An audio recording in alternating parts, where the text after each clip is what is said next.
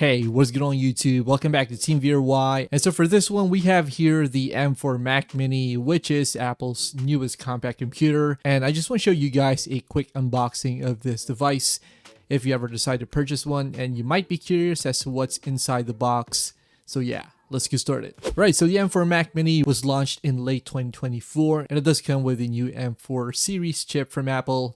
And we do have here the base model version, which comes with 16 gigs of RAM, 256 gigs of internal storage, and you do get that 16-core neural engine and support for a number of connectivity options, as well as Apple Intelligence. And opening the box, you do get the Mac Mini first itself, which we'll take a look at later, and you do get the power cable for the computer, as well as some paperwork, which includes some information about the product, as well as your warranty. And that's pretty much it for the box. There's no other cables in here, so you will have to provide your own cables for stuff like network connectivity, as well as HDMI cables. Now, handling the Mac Mini, it is pretty lightweight considering what you do get inside. It does come in this nice aluminum finish, which I'm a pretty big fan of. And now it is a lot more compact than the previous model, which was a bit wider overall. Now, looking at the front, you do get a 3.5mm headphone jack, as well as a couple of USB-C ports. And the sides of the Mac Mini M4 are pretty bare. There's nothing really going on here.